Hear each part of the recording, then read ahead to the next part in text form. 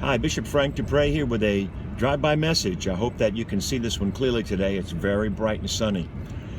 I want to speak to you today out of 2 Chronicles 29, where Hezekiah, the young king, does something to create a revival that lasted for years, a revival that brought change in every area of society. He knew that society had broken down, and there was sin rampant in the land, and there was poverty, and there were the effects of sin. And so what he did was he declared that there would be changes. And the first thing he did was go to the house of the Lord, the temple, and he opened the doors which were closed and locked and repaired them. Now, he repaired the doors, very first thing. And then secondly, he told the priests they need to sanctify themselves. And so these two things are really vital for us to understand. If we want revival in the house of the Lord, in the church, a lot of churches are spiritually locked. There's no revival going on. And I don't mean 3-day meetings with a guest speaker. Those are revival services or whatever you want to call them, but that's not revival. Revival is something that changes the society around us. It changes the church, and then it changes the society. That's what Hezekiah had said. Hezekiah says in 2 Chronicles 29, he says, it's evident, basically, that we are experiencing what we're experiencing because of the lack of spiritual life and the lack of spirituality in the house of God and in the land. And so he opened the doors of the temple and repaired them. We need to get some repairing done in the doors of the church. Now, the doors of the church, in my mind right now, that's the people. We need some healing in the people of God.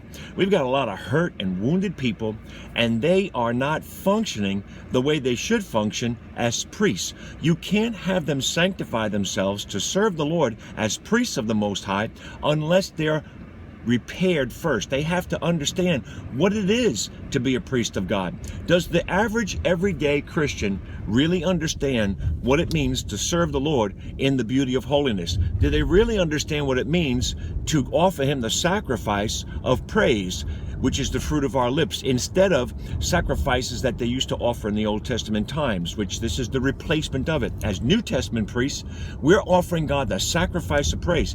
How about offering God our bodies as a living sacrifice? How does that play out? How do we as Christians offer our bodies to God as a living sacrifice? See, there's got to be a lot of repairing done in the minds of the church. The church mind, the people have to have their minds renewed. They've got to learn the Word of God. They can't just hear that whatever you want, God's going to give it to you. They can't just hear, send money now, Lord, money comes to me. They can't hear these things and change and grow. Those type of things keep people as a hedonistic Christian society, which is not Christian. It's a false Christian society.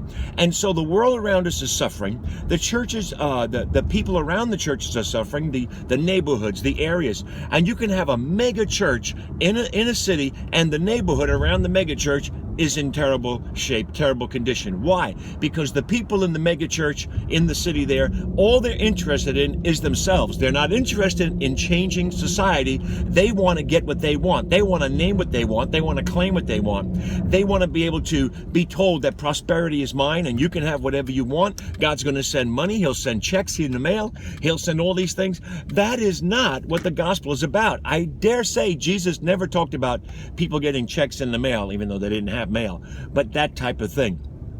He talked about radical change in our own lives.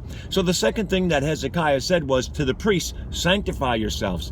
Get healed. Let's get church people healed. Let's get them thinking right. Let's get them understanding the scriptures. Let's get them to understand the gospel of the kingdom, not just the gospel of salvation. It is not just get saved and get what you want. It is get saved and get busy. Occupy until I come. Get involved in society.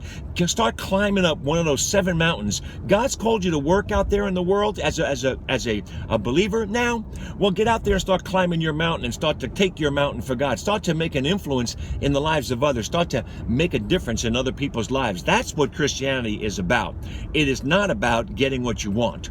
And so we need to repair the doors, the people of God, and get them to function as New Testament priests, and then get them to sanctify themselves and get them to start to offer to God sacrifices that are pleasing to Him. One of the sacrifices that's pleasing to God is giving. Not giving so the bishop or the pastor or the apostle can have his vision fulfilled. That's not what it's all about. It's giving to be generous so that there may be plenty in the house of God to give away, that nobody has a lack, nobody has a need. How can we have churches that are prosperous and yet have still people that are poor and in poverty? Well, they don't have enough faith. That's baloney. They've got faith. They're trying to have faith. They're trying to walk in God, but the leadership's not leading in the right direction. Let's get some radical changes going on. Let's not condemn people. Let's not condemn big churches or small churches that are self-centered and hedonistic. Let's change ourselves first. Let's take out the beam in our own eye, and then we can help take out the splinter in those who cry out, help me get this thing out of my eye. I want to see things differently.